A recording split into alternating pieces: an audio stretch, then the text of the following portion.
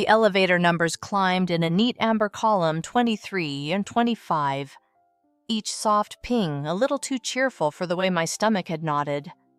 I wiped my palm on my skirt and checked the folio again. Crown Suite 2601 Skyline Meridian Hotel. 2 nights ballroom deposit piano rental.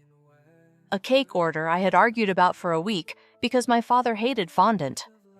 The total came to a little over $3,000, most of it prepaid.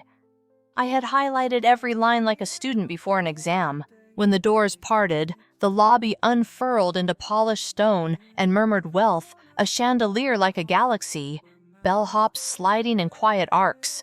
The scent of orange blossom piped from vents. A pair of cousins waved from the mezzanine, already dressed in navy and pale gold.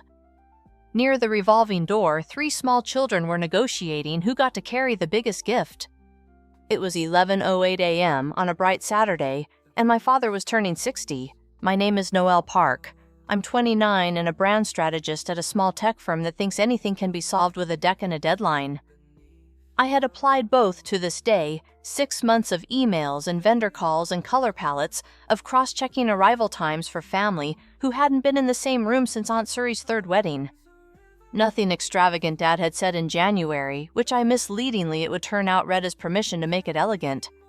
He'd built a construction company from scratch and loved neat lines and things that worked. I found the reception desk where a woman with a headset and an immaculate bun was already watching me approach, a practiced sympathy in her eyes. "Ms. Park," she asked, pronouncing it perfectly. "I'm Amira. Could we speak aside?" The sentence behaved like a small, cold wind slipping under my collar. We stepped to a nook near a ficus tree. Amira lowered her voice. "I'm very sorry," she said. "At 6:58 this morning, we received a cancellation for the suite and event booking. The caller identified himself as Mr. Victor Park and verified with the account PIN. For a moment, the lobby's brightness smeared the way lights blur on a wet windshield. I heard myself say very calmly, "That isn't possible." Amira glanced at her tablet. "He was quite clear. He asked that a note be held for you." From a drawer, she produced a gray envelope, my name written in the sharp, hurried strokes I knew from childhood permission slips and Post-its taped to the fridge. I turned it over. The hotel's seal impressed the flap. My fingers didn't want to cooperate. I slid a nail under the paper and inhaled the faint glue scent of stationery. "Noel family isn't a Skyline suite or a bill that proves you care. This spectacle is about you, not me. Do not call until you understand what matters. Dad." The words sat on the page like hardware, heavy and unadorned. Somewhere behind us, a bellhop laughed softly. A glass clinked, the elevator pinged again, and a dozen relatives spilled out voices warm and expectant. I folded the note along its printed watermark until the edges aligned. "Is there a misunderstanding we can resolve?" Amira asked gently. She'd seen this before. I realized the rupture. No one plans for the feelings that arrive dressed like logistics. My stepmother found me by the ficus, moving quick but careful in heels I had told her not to wear.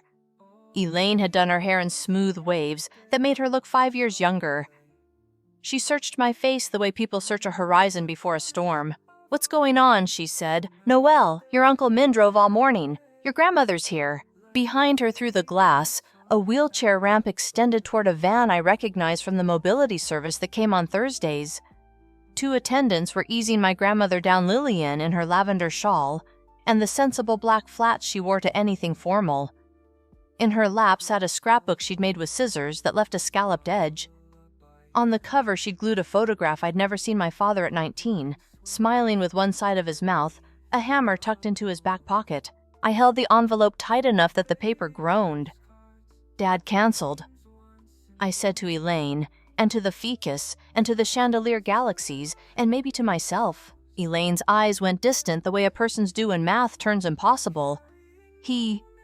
"What?" "He knew about the menu tasting. He approved the playlist. He also knows the PIN," I said. My voice sounded like someone else's level, almost bored. That happens when something tilts too quickly. The body picks calm like a tourniquet. Around us, the day kept arriving. The 3 children had graduated to tearing tiny corners in wrapping paper because no adult was watching. A pair of great aunts debated whether the ballroom would feel drafty. A cousin FaceTimed another cousin from the bar in a determined effort not to cry. I looked down at the note again, at the austere script that believed itself a standard. Do not call until you understand what matters. The cruelty lived not in volume, but in arrangement. He had not shouted, he had organized. Do we call him Elaine? Asked, as if the verb might summon etiquette to help. I imagined it a speakerphone on the marble, my father's voice filling the lobby with those flat boards he laid like planks. Principal, duty, disappointment. I saw myself explaining to 40-plus relatives while the front desk staff pretended not to listen. I pictured my grandmother lifting the scrapbook's cover and closing it again. No, I said. The word surprised us both with its neatness. Not here. I pressed the envelope into my folio between the ballroom deposit and the cake invoice. The paper slid home with a hush. A small boy tugged my sleeve. Where do the balloons go? He asked, earnest. Chocolate already ghosting his lip. Give me a second, I said, and watched his face adjust from impatience to solemn duty. Children are good at borrowing the mood of a room. They learn it faster than adults admit. I counted 8 beats, an old trick from a workshop where someone had said breathing works better when you make it math. When the 8th beat clicked into place, the temperature of the day returned. The chandelier stopped pretending to be a galaxy and went back to being glass. Amira, I said, turning to the desk again. Can you confirm the cancellation reference and send me a copy of the call log? Time and duration is fine. Yes, of course. Her thumb moved quick over the screen. I'm truly sorry, Ms. Park. I know, I said. Then because sorry is a word that marks the boundary between intention and effect, I added. Thank you for telling me cleanly. Elaine touched my elbow. What should I do? Stay with Grandma, I said. Keep her in the shade. Tell her I'll come to her in a minute. Outside the van, attendants had finished the descent. Grandma's shawl caught a breeze and lifted like a slow wing. She smiled at the attendant in that grateful way that makes strangers want to be gentle. I scanned the lobby. The florist's delivery still hadn't arrived. Good. The pianist was due at noon. That gave me 50 minutes. The caterer had asked for a final head count by 11. I knew the number by heart and refused to say it in my head as if speaking it would turn affection into arithmetic. A woman in a sequined jacket laughed the way people laugh when they're practicing not to be disappointed. A man in a blazer too tight at the buttons scratched at the cufflink he'd borrowed from his son. The children had started a game that involved hopping tile to tile, the marble becoming a private grid. I opened my purse, found a pen, and wrote, Received 11. 14 a.m. on the back of the envelope. Documentation makes things real and sometimes survivable. The pianist texted to ask whether he should park in the loading zone. I typed, Please hold for updated instructions, and hit send. My thumb hovered over my father's contact. Then I put the phone face down on the counter, like setting a glass where it won't spill. I smoothed my skirt. I squared the folio. It was astonishing how many tasks in my life began with those 2 gestures. Amira, I said, meeting the woman's steady professional eyes. I need a quiet corner and a table for 10 minutes. She nodded without asking why. There's a conference alcove just past the elevators, she said. I'll hold calls. Thank you. I looked at Elaine. Her mouth trembled. She breathed once, twice the way I had. I'll tell Mom you're coming, she said. She'll want to see your face. I know, I said, and the sentence felt like 2 hands closing around something fragile and true. I took the folio and the envelope and the pen. In the polished floor, I could see myself inverted walking toward the alcove with my reflection keeping pace beneath me, 2 versions of the same person stacked like plans and elevations, both required to build anything that stands. I did not crumple the note. I did not call my father. I pulled out a legal pad instead and wrote in a careful block print I had learned from him what we have, what we need. Then I drew a line down the center of the page. The pen felt steady in my hand. I drew the center line on the legal pad and began inventory out loud, as if naming things could persuade them to cooperate. What we have, I said and wrote. People, food, flowers in transit. A pianist on standby, a room. We can't use a grandmother who came dressed to watch our faces. What we need, and wrote space tables, power outlets, chairs, coffee, a plan, a tone. I carried the pad to the edge of the alcove and caught Amira's eye. Do you know any community spaces nearby that can be booked today? Hourly, no fuss. Church halls, school gyms, neighborhood centers. She didn't blink. Maple Street Community Center, she said. 2 blocks south across from the pharmacy. They rent the main hall when it's not scheduled for classes. I'll call. Her fingers laced a quick pattern across the phone. Yes, they're between a seniors yoga block and an evening basketball league. Noon to 4 is open if you can sign and pay on arrival. I can, I said. I tore a sheet from the pad and made a list of relay names. If we shift, the caterer needs a loading bay, the pianist needs a standard outlet, and we'll need 15 round tables and a microphone that doesn't squeal. Amira hooked a headset, barked soft instructions to an unseen someone, and passed me a printed map with a starred square. Ask for Diego. He's the site manager. Thank you, I said. I meant the words precisely. When I reached the lobby again, the family's sound had thickened, a complicated, polite hum, threaded with the thin whine of a child about to combust. Elaine stood beside Grandma by the glass, one hand on the wheelchair's handle, the other holding the lavender shawl at the shoulder so it wouldn't slide. I crouched. Hi, Hermione, I said, using the word she preferred when she wanted to feel both glamorous and obeyed. There's been a change of venue. We're going to celebrate at a beautiful hall with big windows. It's close enough that we can walk in the time it takes to guess what dessert is. Grandma considered this with the gravity of a woman who had raised 3 children on a seamstress's wages and still knew how to make anything look like enough. Will they have hot water for tea? They will, I said. I'll see to it. Her mouth made a small, decisive line that meant do that, and she patted my wrist. Your father likes the cake edges browned, she added, as if saying it would keep some part of him loyal to sweetness. I stood and looked at Elaine. Can you be my lieutenant? I need the cousins to move everything breakable, the taller uncles to carry the folding risers, and the aunties to go on coffee patrol. Tell the kids they're in charge of cupcake security. Nobody touches one until we've sung. Elaine's shoulders went back the way good news makes them do. I'll heard, she said, and began to issue assignments in a voice that had soothed dozens of PTA committees into functioning. We didn't announce a cancellation.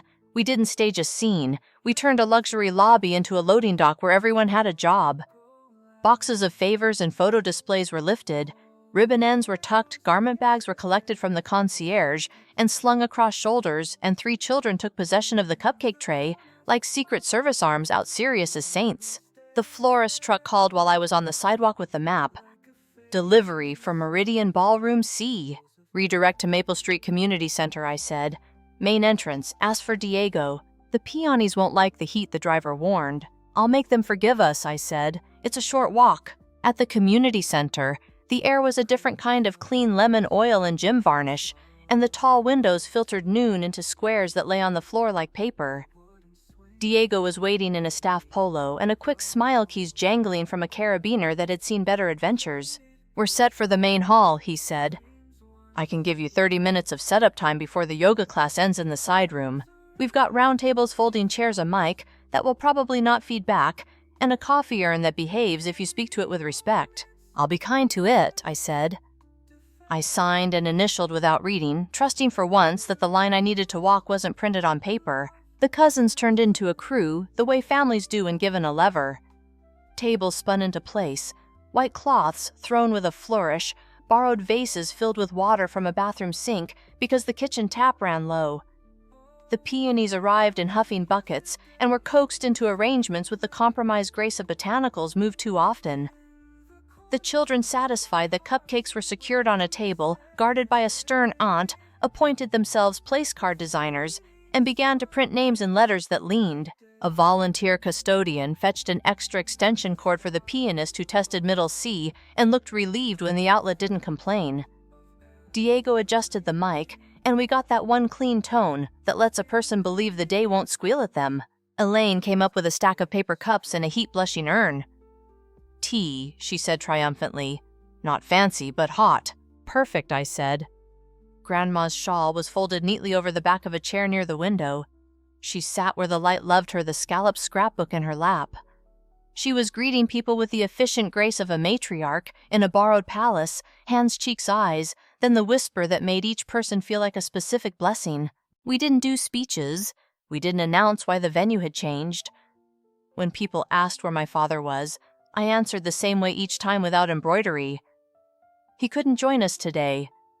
If someone pressed, is he sick? Is everything all right? I added a sentence no more and no less than true. He canceled the hotel this morning. I'm still sorting details. The words were pebbles I placed carefully equal distance apart. Most people stopped there. A few did not. They hugged me in a way that tried to offer both apology and permission. I accepted the first and ignored the second. We sang around a cake that wobbled slightly because the table legs weren't perfect, which made the moment better. The children leaned in too close to the candles and were guided back by 3 different hands at once. Someone with a good ear found harmony on the last word. Grandma clapped off rhythm and declared it stylish. The pianist slipped into Autumn Leaves and then Claire de Lune, and the sound traveled up into the high rafters and came back calmer. I moved the event the way you move a hot pan with 2 hands, careful not to flinch or spill. When the coffee ran low, I decided that people would talk more sweetly without a 3rd cup. When the air thickened, I opened the side door and made weather part of our guest list. When a small girl in patent leather shoes cried because her headband pinched, I fixed it with a safety pin from the emergency kit in my purse, and she said I was a magician, which briefly I was. At some point, I found a quiet minute with Grandma at her window table. She opened the scrapbook to the first page where 19-year-old Victor had been turned into a layout with corners and captions. He bought that hammer with his own money, she said. He sanded the handle until it felt like his hand had always known it. I remember how he taught me to measure twice, I said. The words came out without casing. He was proud of being precise. She looked at me over the top edge of her glasses. Sometimes pride and precise get married and have a stubborn child, she said, and smiled that small, sorrowful smile we use when we aren't ready to name something out loud. The hours shortened. Plates went empty and then were stacked, and people began to remark on traffic and long drives, and the way the sun finds the edge of a day and holds it until it has to let go. We lifted tablecloths and shook them into ghost coiled cords the way a sound tech taught me once, and lined chairs in reluctant ranks. The children, rewarded with 2 cupcakes each, went gooey-eyed and polite. A few cousins asked if I wanted them to come with me to the hotel to sort things out, their voices wearing protective armor on my behalf. I told them no. I told them thank you. I told them I would text later. I did not tell them that sorting implied an order I didn't intend to accept on the person who made this mess's title. Diego refused a tip and accepted a donation to the center's after-school program instead. He loaded the last floral bucket into the florist's truck and then handed me a roll of painter's tape as if to say, "You'll need this again." He was probably right. Back at the hotel, the lobby had forgotten us the way hotel lobbies must. Amira lifted a hand from the desk. "All set?" she asked, and her voice made room for any answer. "We made it work," I said. She slid a printed log across the counter. Call time duration, a reference number that put the morning inside a system built for grievances that fit on one line. "Thank you," I said again, thinner now but intact. I walked the 2 blocks to the parking garage where Elaine had left her car. She caught up to me halfway, hair soft with the humidity that happens after effort. "Mom wants to take the scrapbook home with her," she said. "She'll call you tomorrow. She asked me to tell you she is proud of your spine." "That's her word," I asked, surprised and a little honored. She said backbone, then corrected to spine because it sounded more medical and therefore authoritative. Elaine squeezed my arm. "I'll take Grandma home. You should sleep." "I'll make lists," I said, which was my version of sleeping. That night, I put the envelope on my kitchen counter and lined up 3 items beside it: my keys, my phone, my pen. I stared at the phone until the screen timed out. Then I turned it face down and went to run water in the sink. The sound filled the small apartment with a fabric of ordinary. I washed the cake knife a caterer had shoved into my hand at the end, and I found that if I paid attention to the way a stream of water silvers a blade thyme will soften its elbows. Messages began the next day first, like summer rain on a roof, then like a storm you recognize by its pattern. Aunt Suri texted, "You were composed like a general. Do you need anything?" Cousin Jay sent a photo of his toddler asleep, clutching a deflated balloon, and I loved that the child had wrung joy from a collapsed circle. The florist posted an image of the peonies on her business page and tagged the community center. A neighbor commented, asking what event had been so pretty and so sudden. The internet does what it does. It connects, it guesses, it repeats itself. On Monday, Mrs. Keating, who lives across from my father and has been known to deliver lemon bars to any house that looks like it might be thinking of sadness, called me, because Elaine had given her my number years ago when I moved. "I saw your grandmother looking beautiful in lavender," she said. pleased to report beauty, and then I heard that Victor—" She trailed off her manners, wrestling with curiosity. "He canceled the hotel that morning," I said. 40-some relatives were already in the city. We moved it to Maple Street and celebrated anyway. "Oh," she said, and the vowel widened into a drawing in of breath and a rearrangement of respect. "Well, I'm glad you didn't waste the cake." "Me too," I said, and we both laughed a little because sugar can hold a day together if you give it a job. By Tuesday afternoon, I had taken 6 calls from people I knew mostly by association with my father's business, a foreman he'd promoted early, the accountant who prepped his quarterly projections, a man named Lev, who'd played golf with him every Thursday for a decade and measured their friendship in quiet bragging rights neither of them would call bragging. Each caller asked a version of the same question while pretending to ask another. "I heard there was a mix-up," the accountant said. "There was a decision," I replied. "He made it at 6:58 a.m. Miscommunication from Lev." "No," I said, and gave him the number, 47 family members. Silence has a temperature. On the line with men who had built things with my father, I could feel it drop a few degrees while they stood in rooms I could not see, adding up the cost of a choice. I didn't supply adjectives to help them. I watched my hand underline 3 different phrases on the legal pad call log provided, redirected successfully, everyone fed. Wednesday evening, my father's name appeared on my phone while I was drafting a brand brief about a wearable that promises better posture. I watched it ring once, twice, a third time, because watching was an action that didn't require an answer. The voicemail landed with the soft thud of a small animal in grass. "Noel, we need to talk," he said when I pressed play. He sounded less like a man who had built, and more like a man whose blueprints had been dampened by weather. "People are getting the wrong idea about what happened. Call me back." I slid my finger to delete before my better self could try to coddle a version of me that no longer existed. The phone brightened briefly, as if proud of this obedience. Thursday brought 3 more messages. The first tried to be reasonable in the way of emails that begin per my last. The second suggested the stakes were escalation-shaped. "This is getting out of hand. You're letting it." The third carried the thudding drumbeat of hierarchy. "I'm your father. You owe me the respect of a conversation." I made myself tea. I wrote respect on the pad and drew a box around it, and then did nothing with the box because some words gorge when you feed them attention. On Friday, at 4:07 p.m., while I was putting the final touches on a deck, my team would present Monday, I received a text from a junior designer who had gone down to the garage for a forgotten charger. "There's a man waiting by a black pickup staring at the elevators. He looks like he's practicing lines." She attached a photo that had been taken at a respectful, grainy distance. Even blurred, I knew the set of the shoulders, the tilt of the head, that in other contexts meant a problem was being solved without anyone having to ask. I stood at my window and looked 10 floors down through the afternoon glare. The garage's entrance mouth gaped onto the street. The truck was at the curb, idling impatience into the heat. My father paced 3 steps one way, 3 back, checking his phone, the way a person checks a tourniquet that isn't yet tight enough to stop something they fear might spill. I put my laptop to sleep.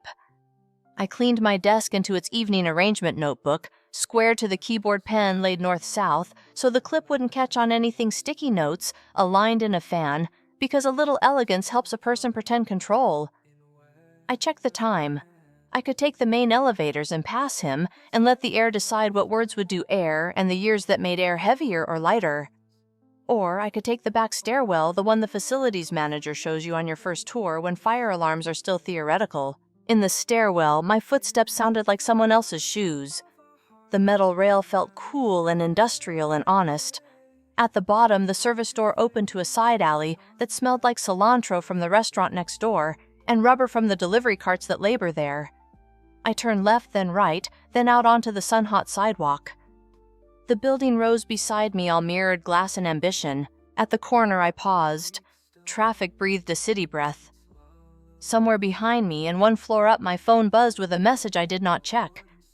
I lifted a hand to shade my eyes and saw my reflection in the office tower's skin, a woman in a linen blouse, hair clipped back posture, unadorned, moving with the exact amount of purpose required to cross a street on a green light.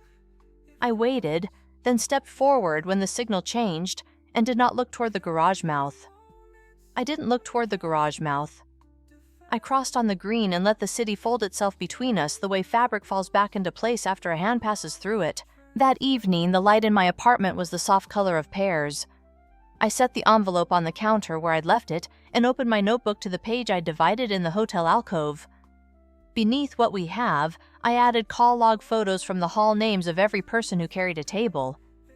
Beneath what we need, I wrote, "Rest clean dishes, shoes that don't remember today." I washed the cupcake knife again, as if repetition could rinse salt from a day. Saturday morning. Elaine called early, voice padded with carefulness. "He's been asking anyone who will answer," she said. "Neighbors, the golf friends, the foreman." "He's trying to explain."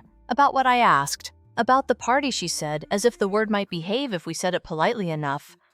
"He says he panicked, that it was never what he wanted. He signed off on the menu and the music," I said. I set the dish towel down so it wouldn't turn into a weapon. "He had 6 months to say that out loud, and he didn't." "I know," she said. The 2 words felt like hands held up to a moving thing. "He wants to talk. He says it's getting out of hand. It was out of hand at 6:58 a.m., I said. The rest is outcome." We didn't argue. There was nothing to win. After we hung up, I went for groceries because the body still needs fruit, whether the heart sulks or not. At the store, a teenager recognized me from the community center and told me he'd never seen so many adults carry chairs so fast without yelling. I thanked him, bought oranges, and walked home. By Sunday, the messages shifted shape. A contractor I knew by first name and coffee preference called to ask if I was okay the way men ask when they want to touch a bruise without naming where it is. I told him the day had been saved. I told him Grandma had worn lavender and looked like she'd been lit from inside. I didn't tell him I'd folded a note until the crease felt like a bone. Neighbors called Elaine, and then me. A woman named Marjorie reminded me we'd met at a neighborhood cleanup last fall. I heard there was a change, she said. 40. How many? 47, I said, and the number steadied me like a railing. On Monday at lunch, I returned 3 voicemails from people who have known my father longer than I've been alive. They wanted to hear the version that made them feel like the world is consistent. I gave them the version that is. He canceled the reservation the morning of. I said, "We had 47 relatives in town. We moved it and made it work." There is a way silence behaves on a phone line when someone recalculates a person they thought they understood. It isn't punitive, it's nearer to math. Wednesday evening, my father left a message I listened to once and deleted. "People are getting the wrong idea," he said. "Call me back." The next day, 3 more arrived. The last one borrowed authority from a word I was tired of hearing try to purchase it. "I'm your father," he said.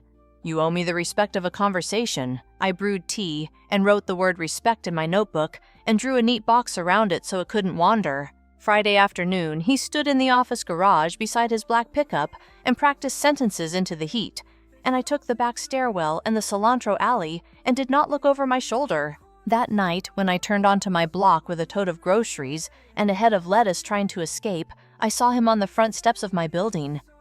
The posture I recognized from decades' shoulders set to fixed jaw hinged to instruct had loosened as if the bones were listening to something the muscles couldn't overrule. He rose when he saw me, hands empty, phone turned face down on the step like a prop he wanted to disclaim. "Noelle," he said. "Dad," I said. "We need to talk." I shifted the tote higher so it wouldn't cut into my fingers. The air smelled like mint from someone's windowsill plant and the hot bark of the street maple.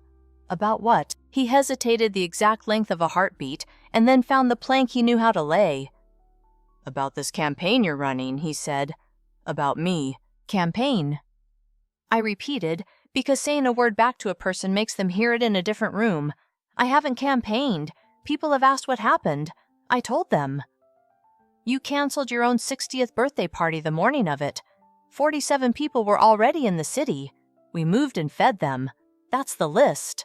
"You know how it looks," he said. "You know what you're doing." "I know what I've said," I replied. 6:58 a.m. call logged by the hotel reservation canceled with the account PIN. Grandma was wheeled down a ramp in a lavender shawl carrying a scrapbook she cut by hand. "Your foreman called me because he didn't know how to talk to you and still keep the system that keeps you from yelling. Lev from the golf course asked if you were sick, and I said no. That's what I'm doing." His face made the expression he wears when a beam doesn't line up with a drawing. the half frown that thinks maybe the plan was wrong to begin with. It wasn't like that. What was it like, I asked. He opened his mouth and the sentence didn't arrive. He shut it. He rubbed his knuckles once as if he'd scraped them on a nail you can't see until you bleed. I didn't move toward him. I didn't amplify. I simply set the facts down with the spacing I use when designing slides so the eye can breathe. A neighbor who brings lemon bars asked me on the sidewalk if you were all right. I said the event was canceled by you and we adjusted. Aunt Suri spent a day on an apple pie. 3 children guarded cupcakes like they were carrying state secrets. Elaine held Grandma's shawl at her shoulder so it wouldn't slip. The word held sat between us for a second, then sank. I never asked anyone to be disappointed in you, I said. I didn't tell anyone to take a side. I answered questions. When people asked where you were, I said you couldn't join us. When they asked if you'd canceled, I said yes. The conclusions belong to the people who made them. His eyes went to the street and back to me, to the tote, to the envelope I wasn't holding, but he knew existed because he had written it. I panicked, he said at last. The admission was sanded down, not smoothed. I saw the list of what you'd done, the number of people, the scale. It felt wrong, like a thing I didn't deserve. You had 6 months to say that I said even without lace. You approved the menu and the music. You sent a text about the peonies being too frilly, and then a second one that said never mind. If you didn't want a ballroom, you could have asked for a backyard. If you didn't want a party, you could have said no. Instead, you canceled at dawn and left a note. He flinched at the last word the way a person does when their own handwriting has learned to stare. I'm trying to fix this, he said. Fix what I asked. The florist's invoice. The image people have when they think of you standing next to a black pickup practicing lines you wouldn't say to me. The picture of Grandma with a scrapbook she made and nowhere to place it. The voice message where you tell me I owe you something because you're my father. He put a hand on the rail, and for once the rail supported a person instead of a plan. I'm not saying he began. I know exactly what you're saying, I said. I was calm in a way that didn't ask for praise. You taught me to measure twice because lumber is expensive and time is more so. We built a day. People showed up wearing their best. You didn't. The evening did the thing. Evenings do, when a conversation runs the same speed as the light. The sky moved in a shade, a dog barked 2 streets over, a cyclist clipped a pothole and invented a curse. My building's door glass reflected him smaller than he is, the way that pain always does. I didn't ask you to explain this in front of anyone, I said. I didn't stage a scene. I'm not interested in punishment. I am interested in what is true. The call was at 6:58. The number is 47. The scrapbook has scalloped edges. He nodded a short, not yet useful gesture, and then again deeper, like a jack settling into a slot. I know, he said. The second time it sounded like a man who has hurt himself. I handled it badly. Yes, I said. I'm sorry, he said, the word landing heavier than I expected, as if it had metal inside it. I was wrong. The tote's strap pressed a red crescent into my forearm. I shifted it to my other hand. I pushed the building's door with my hip. I'm going upstairs, I said. Elaine can tell you what she needs. Grandma needs to know you called her. The rest belongs where it belongs.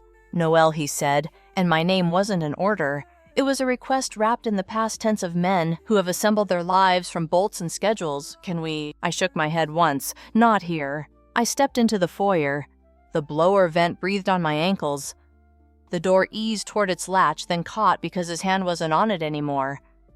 Through the glass, he stood still for a long time, looking at the space where I had been then, at his empty hands, then at the street that had learned our exact argument decades ago. Upstairs, I put the groceries away and stood in the quiet to let my pulse choose a speed that wasn't inherited. The phone on the counter was dark. I finished the tea I'd left in the sink that morning and didn't mind that it had gone cool. I sat with my notebook and drew a new line down a clean page.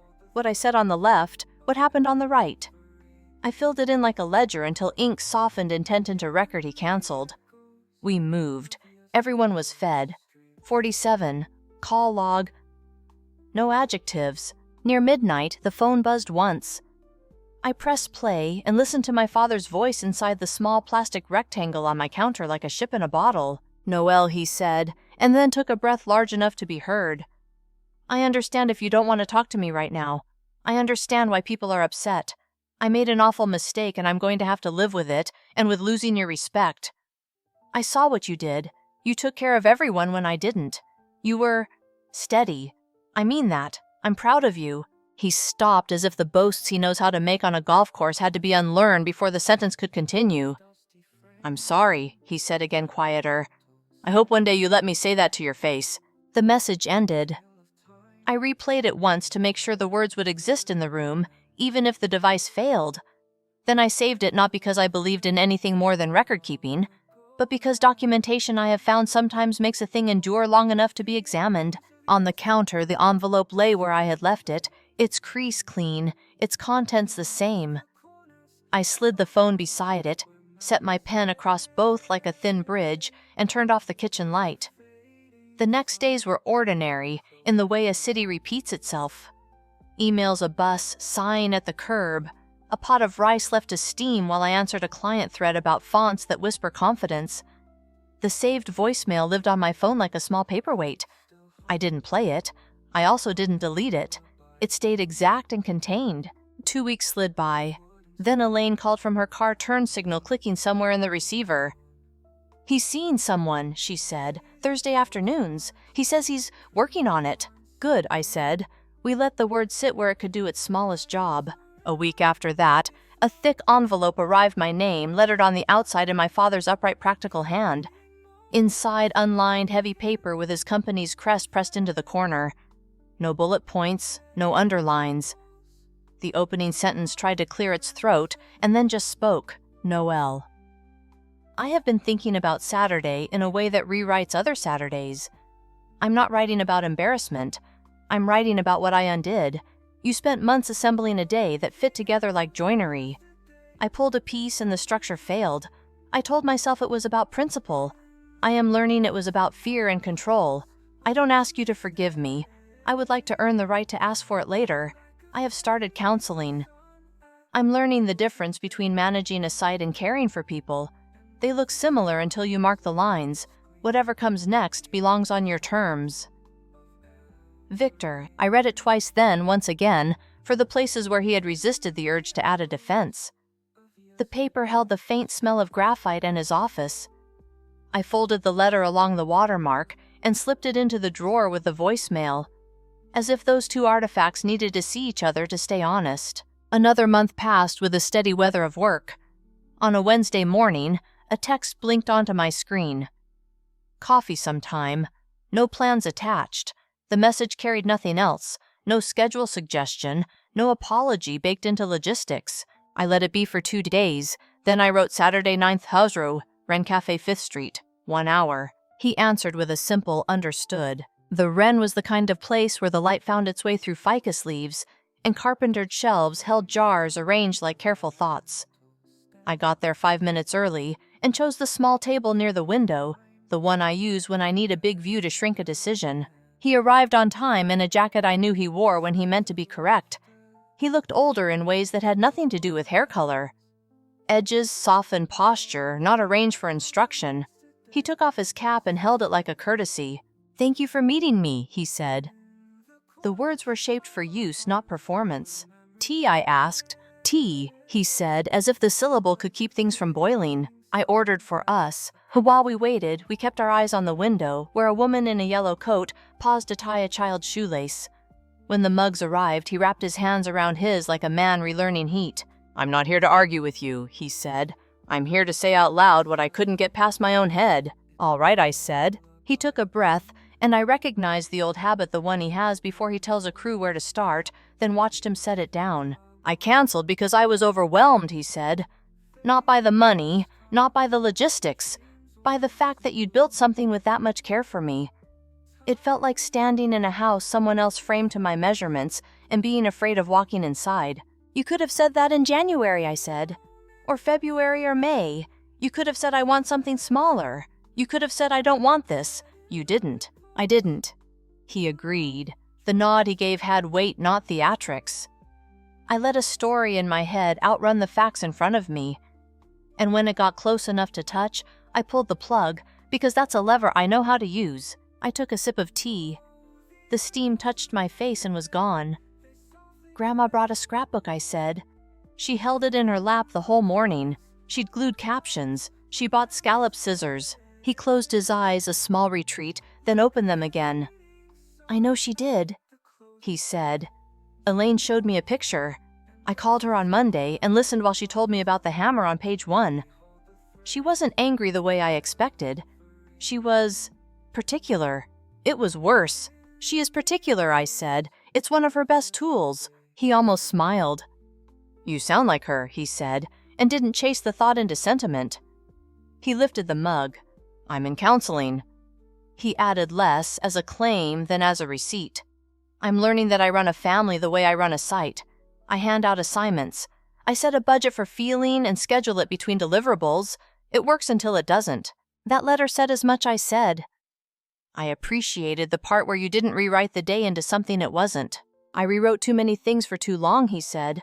This part I'm trying to leave as it is. We sat there with the clatter of cups and the hiss of the machine as background. The hour we'd agreed on took the shape of the table, small, squared, adequate. He told me he'd called Aunt Suri.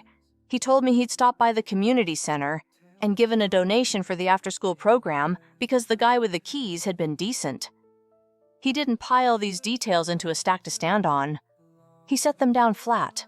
I'm not listing these for credit, he said, catching my glance and answering what I hadn't asked. I need you to know I'm moving, not asking you to move to meet me. That's clear, I said. We didn't talk about forgiveness.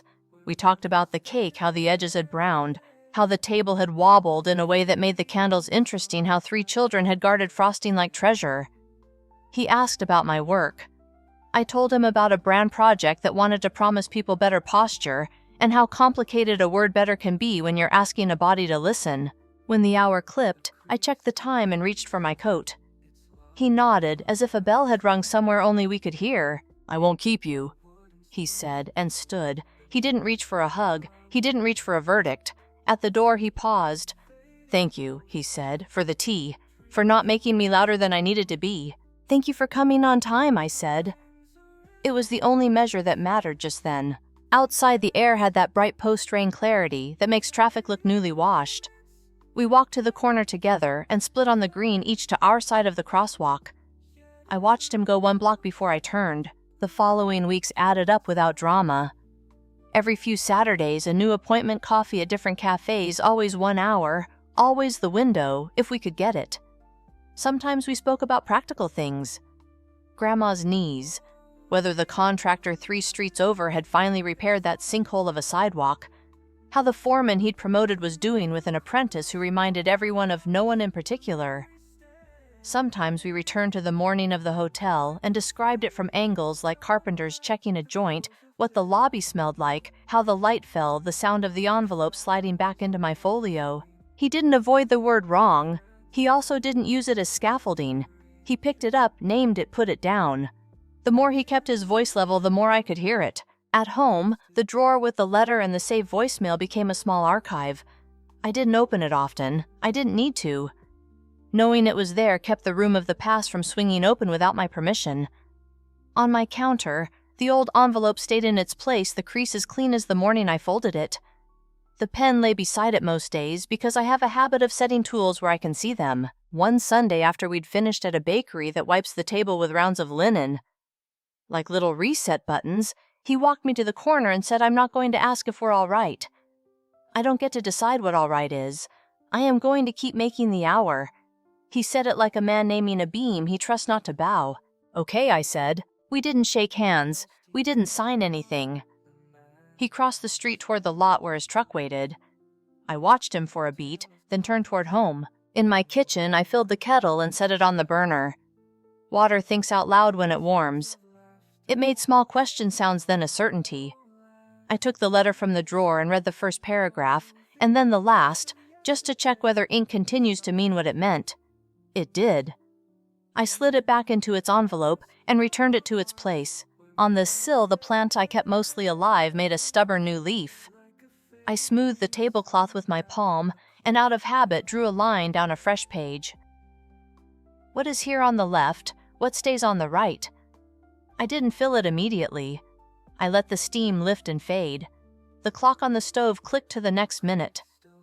The apartment settled around that small sound with the evenness I recognize when something finally is holding. Thank you so much for listening to today's story. If this story resonated with you or made you reflect, I'd love to hear your thoughts, so feel free to share them in the comments below. And don't forget to like, subscribe, and hit the notification bell so you won't miss the next story. I'll see you next time as we continue exploring more journeys and lessons together.